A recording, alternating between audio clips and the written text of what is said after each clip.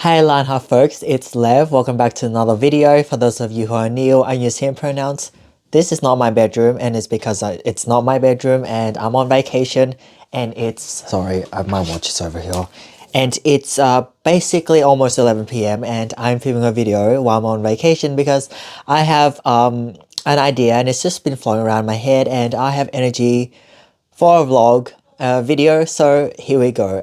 Yes, I did dye my hair blonde a few weeks ago.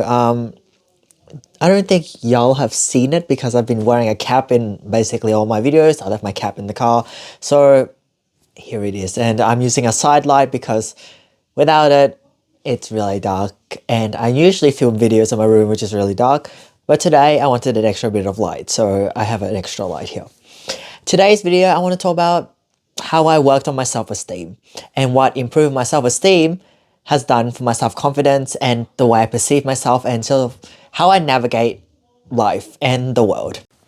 So for the past few months, I've been going to therapy, and it's sort of, I call it ASD therapy because I go to the therapist primarily to work on autism stuff that I find challenging, including autistic burnout, sensory management, boundary setting, and also improving my self-esteem, self-worth, self-confidence. And through that process, and I'm still going, this is not like I've gone for a few months, right? And I discontinue and everything's all fine and I don't have to do any more work. It's an ongoing process. It's an ongoing journey. But the past 2 months, I've been laying the foundation that is really turning my life around in ways which I haven't done before. And it's been parts of me that I've not worked on specifically in the past. Self-esteem and self-worth. And I'm just going to give a few examples of how this work has sort of reshaped how I navigate things and think about things and sort of the peace it's given me in my life. One example is I've made peace with my relationship past and no longer have resentment and anger towards people who have hurt me in the past in terms of relationships. Took 11 months for me to do that, which is quite a while, but I got there in the end. The other thing is I don't take people so personally. I don't take offense to things that easily. Things that I usually like sort of argue with people about or sort of disagree with and sort of have a mini conflict about. A lot of the things I basically just say, okay, true, and just basically forget about it in 5 minutes. And it's not worth fighting for. Basically, I'm better at deciding what's worth fighting for and what's just let it go. It's not really worth it. You don't care about it in like 5 minutes anyway. You probably forget about it. It's not worth it. My emotional control and control of emotional reactions is so much better now. Again, links back to the saying okay to things instead of debating or saying I disagree with things, even though I might disagree with things or don't agree with what people say or certain things. I just like, okay, because some things are just not worth fighting for. I'm better pick my battles.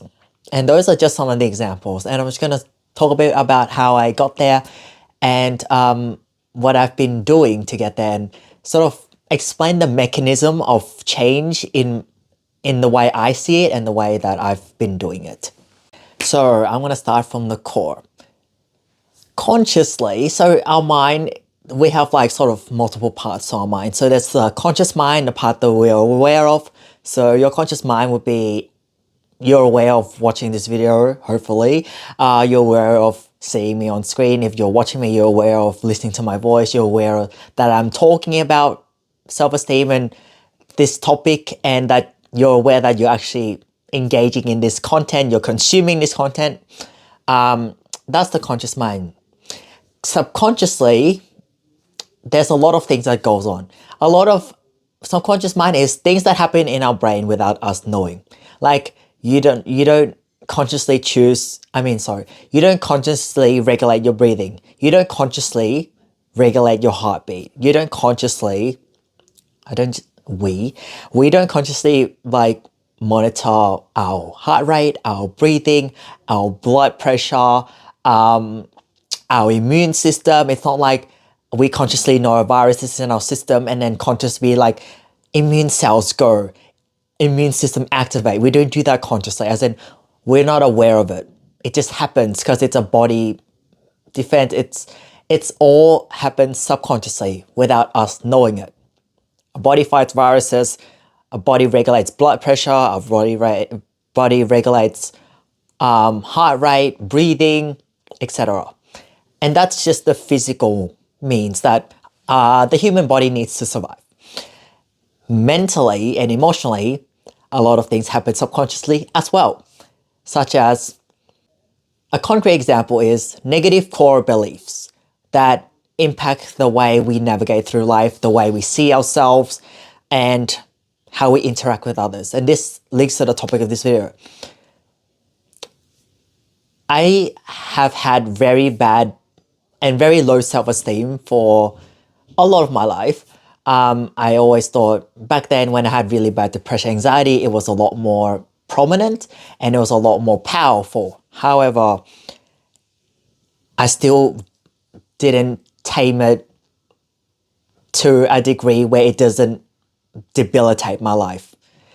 Or not so much debilitate consciously, debilitate me subconsciously. I haven't reached a point where it doesn't affect me subconsciously so much and sort of drive the wheel of how I see myself.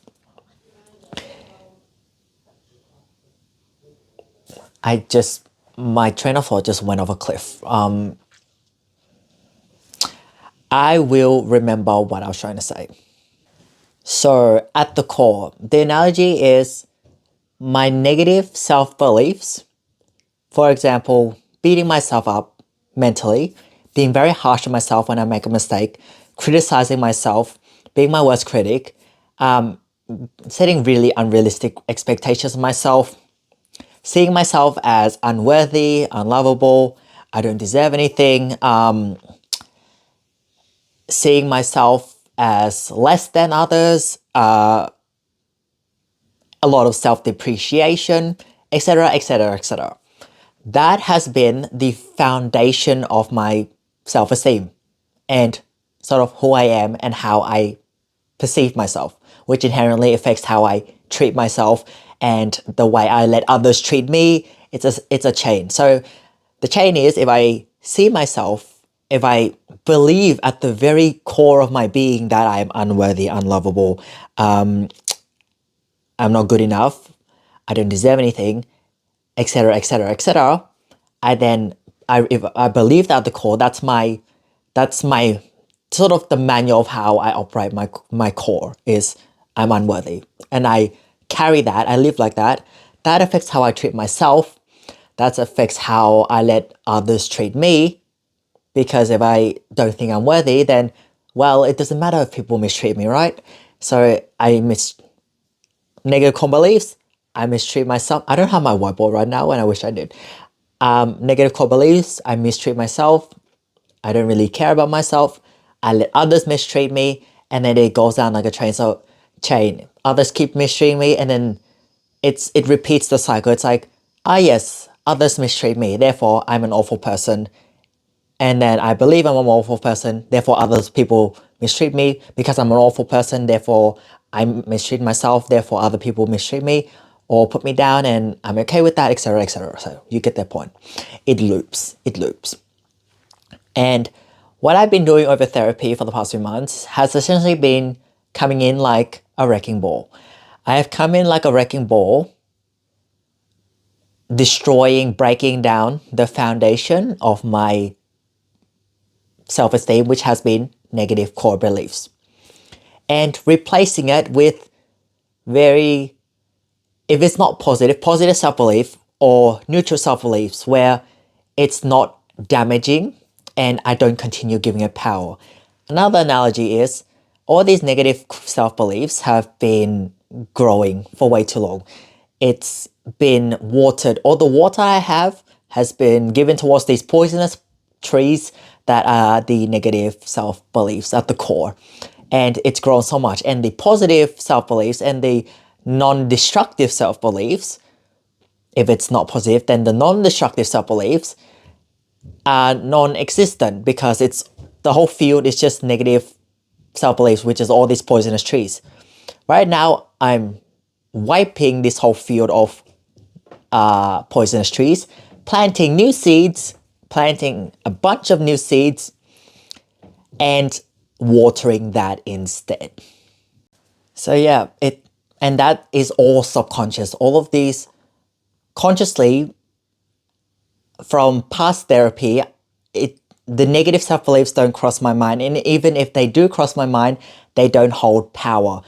They don't hold power in my conscious mind. So if a thought passes being like, Lev,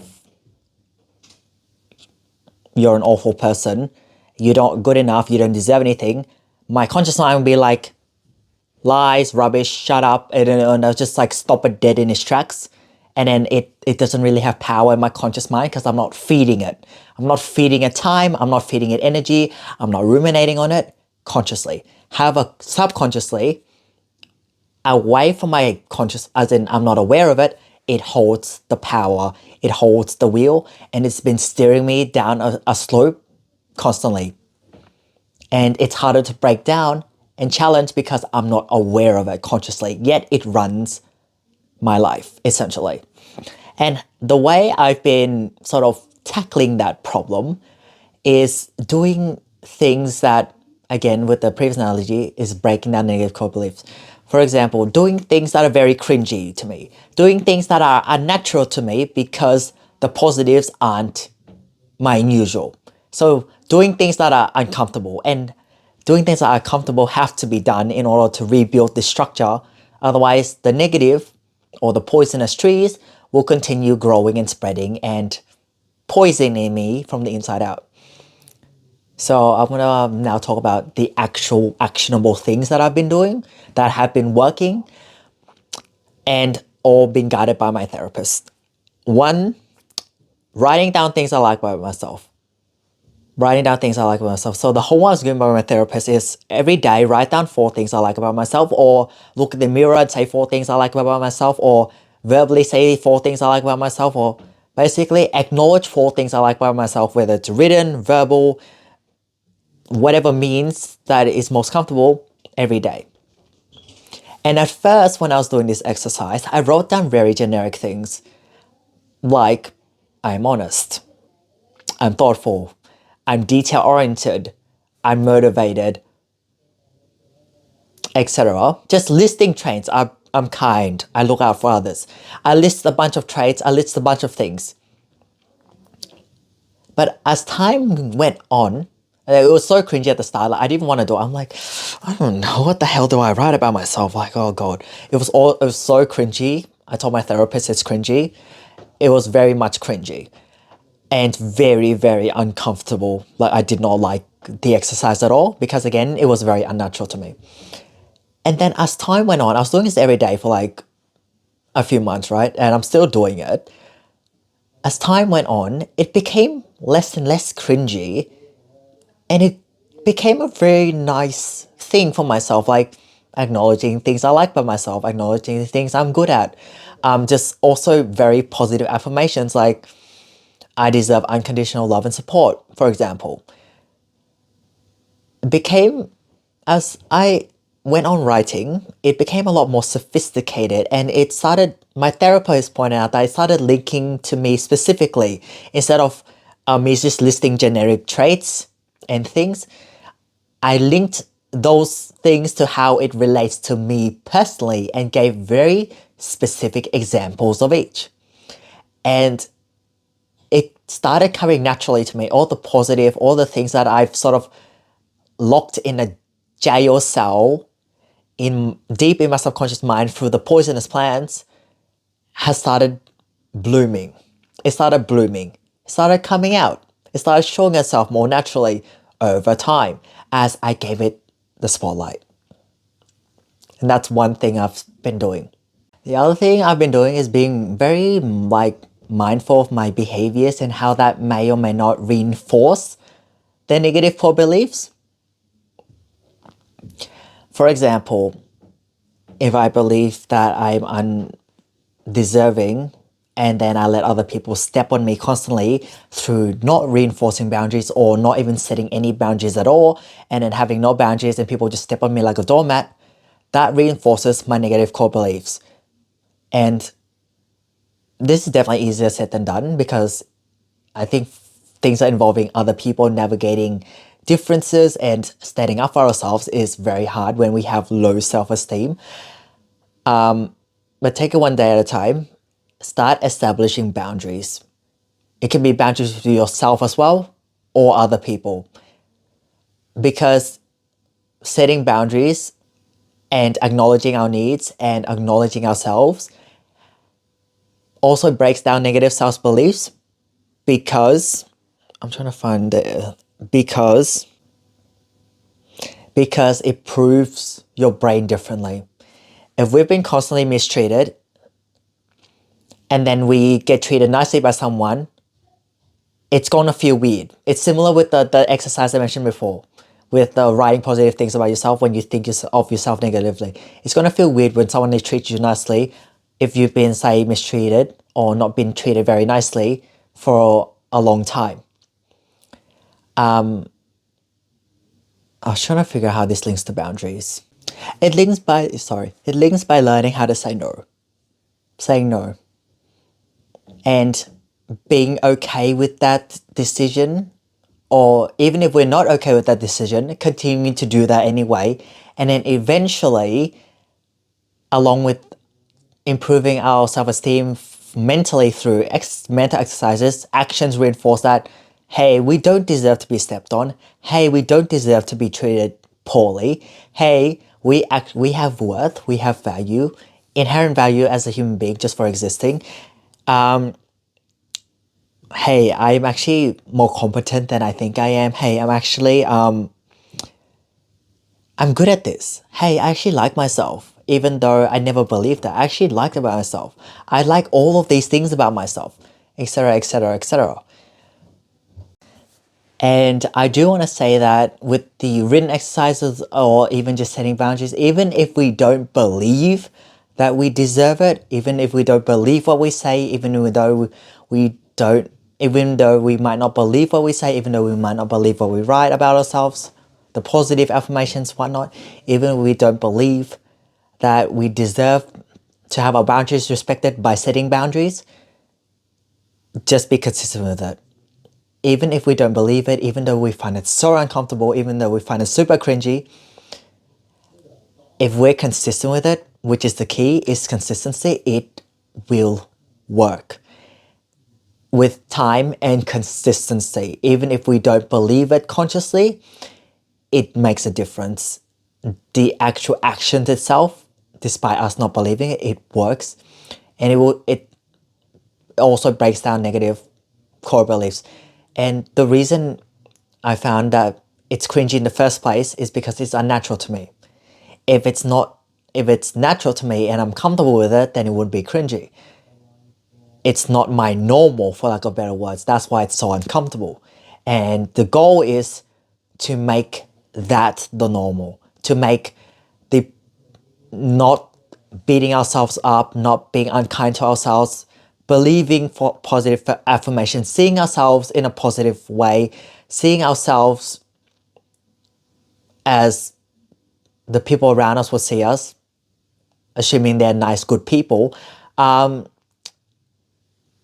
making that the normal, making boundary setting normal and feeling normal and not so cringy, making staying up for ourselves feel normal and standing our ground even though it feels so uncomfortable, making that the normal. We're trying to build a new normal, for lack of better words, because negative core beliefs or just not neglecting boundaries has been our normal for a long time, and making the opposite our new normal takes work, takes time, and the cringe will come with it.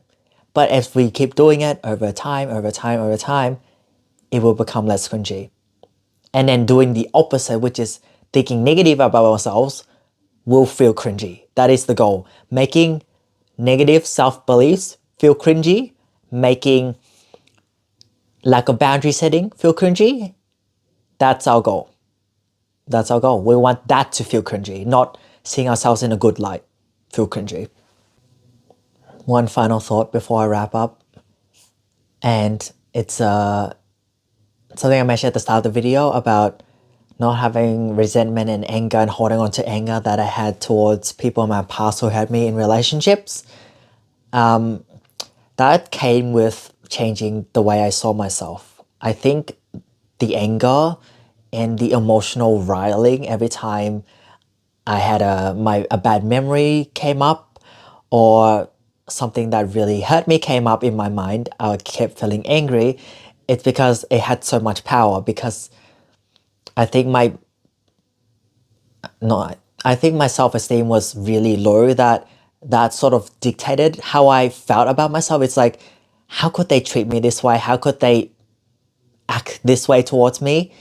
And it was almost like that thing was partly defining my self-esteem. It was sort of like it was partly, yeah, it was like partly contributing to how I saw myself and how I felt about myself, and that had power. Not how I saw myself, but how this person treated me. That dictated how I saw and treated myself, was the way this person treated me. And I think that's why I kept feeling angry and holding onto anger, because it fueled the negative core beliefs. And the negative core beliefs likes being fueled by trauma and hurt. And now I'm doing the opposite and wiping that away. So that's why I've made peace with my past in terms of that aspect as well. That's all for this video, folks. I hope you enjoyed it. I hope you found it useful, informative, got something out of it at least. If this video helped at least one person out there, I am a happy guy. Thank you so much for watching. And I will see you in the next video, and good night, as I'm filming this video like at night. So good night.